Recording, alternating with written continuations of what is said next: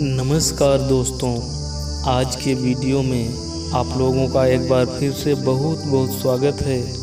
आज के वीडियो में हम लोग कबीर के अमृत वचन को देखने वाले हैं। कबीर की अमृत वाणियों को, अमृत विचार को देखने वाले हैं। अगर ये वीडियो आप लोग पूरा देख लेंगे तो हमें आशा नहीं, पूरा विश्वास है कि आपका जीवन बदल जाएगा। चलते हैं कबीर की वाणियों को, कबीर के अनमोल विचार को देखते हैं।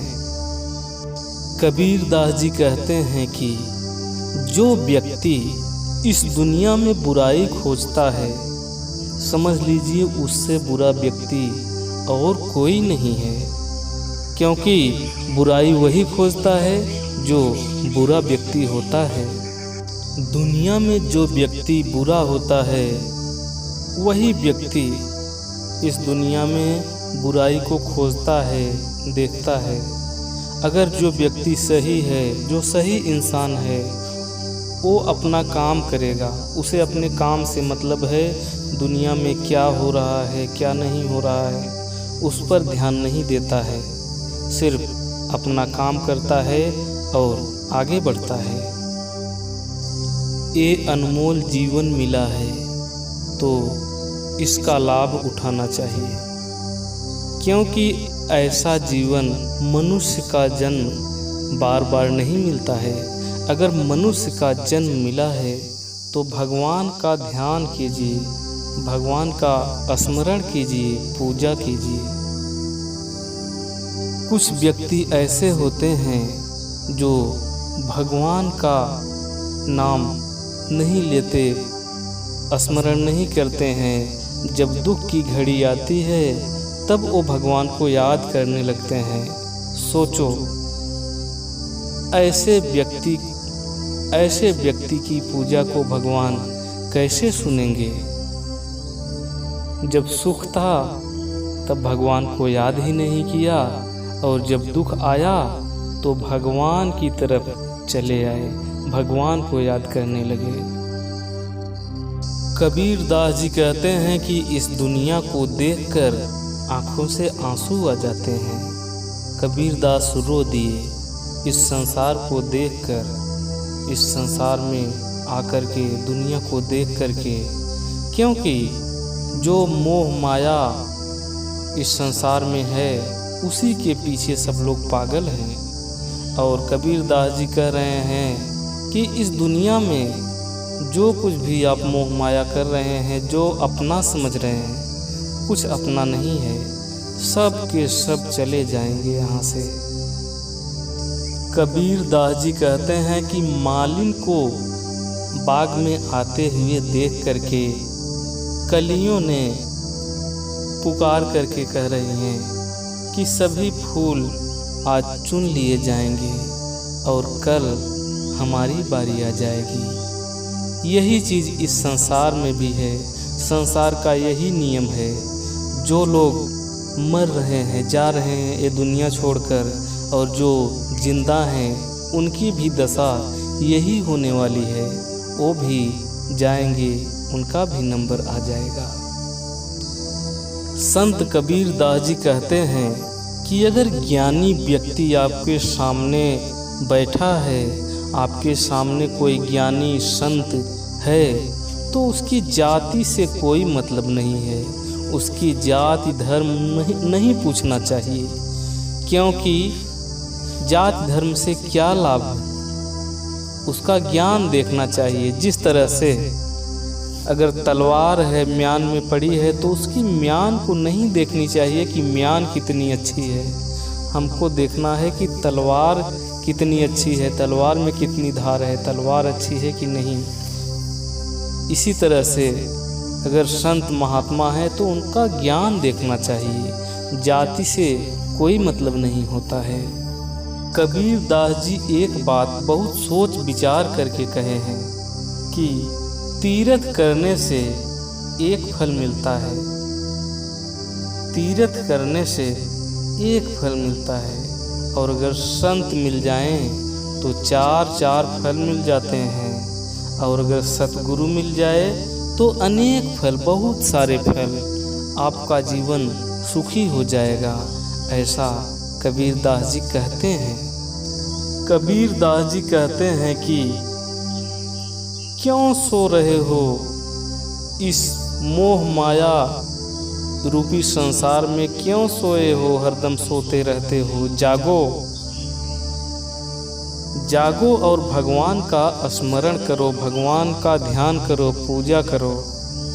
सोते रहते हो, क्या तुम्हें नहीं पता है अंत समय में तो तुम्हें गहरी निद्रा में सोना ही पड़ेगा। अंत समय में तुम्हें गहरी नींदों में सोना ही है। कबीरदास जी कहते हैं कि आप खूब नहा धो लीजिए, लेकिन इससे कोई लाभ नहीं होने वाला है। इस दुनिया में बहुत से ऐसे लोग होते हैं जो सिर्फ दिखावा ही करते हैं। कबीर के कहने का मतलब है आप नहा धो लीजिए, खूब शरीर साफ कर लीजिए, इससे कोई मतलब नहीं है। अगर आपका मन गंदा है, अगर आपका मन साफ नहीं है तो नहाने धोने से कोई फायदा नहीं है। मछली तो हमेशा जल में नहाती ही रहती है, जल में ही उसका घर है, लेकिन देखो उसके शरीर की गंदगी, बदबू नहीं जाती है। कबीरदास जी कहते हैं कि शरीर साफ कर लेने से, शरीर को धो लेने से आपका मन साफ नहीं हो जाता है। इसलिए शरीर धोने से पहले अपना मन साफ कर लीजिए। शरीर तो ऊपरी दिखावा है, आपको मन साफ करना है पहले। कबीरदास जी कहते हैं कि इस दुनिया में सभी लोग पत्थर को पूजने में लगे हैं, सभी लोग पत्थर को ही भगवान समझ लेते हैं और पत्थर की पूजा करने लगते हैं। कबीरदास जी कहते हैं कि अगर पत्थर में ही भगवान हैं, अगर पत्थर पूजने से ही भगवान मिल जाएं तो पहाड़ को ही क्यों न पूज लें, वो तो सबसे बड़ा पत्थर है, सबसे बड़े भगवान उसी में मिल जाएंगे। कबीर के कहने का मतलब है इस दिखावे से कुछ नहीं होता है। ये जो दिखावा करते हैं लोग, ऐसे भगवान नहीं मिलते हैं। भगवान को पाने के लिए मन से भगवान को चाहना पड़ता है, मन से भक्ति करनी पड़ती है। न तो किसी मंदिर में है, न तो किसी मस्जिद में है, भगवान तो आपके अंदर हैं। अपने मन को ही मंदिर बनाकर देखिए, भगवान आपको मिल जाएंगे। कबीर कहते हैं कि अगर आपके सामने आपके गुरु खड़े हैं और भगवान खड़े हैं, आप किसके चरण सबसे पहले स्पर्श करेंगे? कबीरदास जी कहते हैं कि सबसे पहले गुरु के चरण स्पर्श करना चाहिए, क्योंकि अगर गुरु न होते तो हमें आज पता ही न होता कि भगवान होते हैं कि नहीं। अर्थात गुरु को बताने वाले, गुरु तक अर्थात भगवान को बताने वाले, हमें भगवान के पास ले जाने वाले, भगवान के दर्शन कराने वाले, भगवान क्या होते हैं उनकी महिमा को बताने वाले हमारे गुरु ही तो हैं। अगर गुरु न होते तो हम भगवान को आज न जान पाते कि भगवान क्या होते हैं। अतः हमें सबसे पहले अपने गुरु के चरण स्पर्श करने चाहिए, तत्पश्चात भगवान के भी। कबीरदास जी कहते हैं कि पानी, केरा और बुदबुदा, इसी तरह से मनुष्य की जाति होती है। मनुष्य इसी तरह से होते हैं, ऐसे ही मनुष्य होते हैं, क्योंकि ये कब समाप्त हो जाएंगे कुछ पता नहीं होता है। क्षण भर में ये समाप्त हो सकते हैं, कोई भरोसा नहीं है। जहाँ दया होता है, जिस मनुष्य में दया होता है, जहाँ दया होता है वही धर्म है, और जहाँ लोभ लालच है वही तो पाप है। जहाँ क्रोध है वहाँ काल है, क्योंकि क्रोध में काल आ जाता है, नाश ही होता है क्रोध में। और जहाँ क्षमा है वहाँ ईश्वर हैं, भगवान हैं। कबीर दास जी कहते हैं कि तन को जोगी सब लोग कर लेते हैं, यानी तन से, शरीर से जोगी सब लोग बन जाते हैं। दिखावा सब लोग करते हैं कि हम जोगी हैं, हम फकीर हैं, हम जोगी बन गए हैं, लेकिन मन से जोगी बिरले ही कोई बन पाते हैं। मन से जोगी बहुत कम ही लोग बन पाते हैं। सिर्फ शरीर से दिखावा करते हैं कि जोगी हैं, हम वस्त्र जोगी के पहन लिए हैं और हम जोगी बन गए हैं। सभी लोग जोगी नहीं बन पाते, मन से जोगी नहीं बन पाते हैं।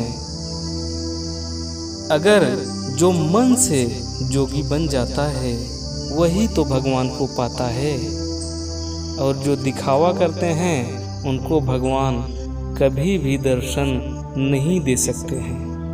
कबीर दास जी कहते हैं ऐसा जोगी होना चाहिए, ऐसा साधु होना चाहिए जैसे सूप होता है जो अच्छे अनाज को बचा लेता है और खराब अनाज को अलग कर देता है। उसी तरह से संत को होना चाहिए जो अच्छे व्यक्तियों को जो संसार में अच्छे लोग हैं उनका देखभाल कर सकें, उनको बचा सकें, और जो बुराई है उनको दूर, कहने का मतलब व्यक्ति में अच्छाई व्यक्ति में ला सकें और बुराई व्यक्ति के अंदर से निकाल सकें। ऐसे संत होने चाहिए।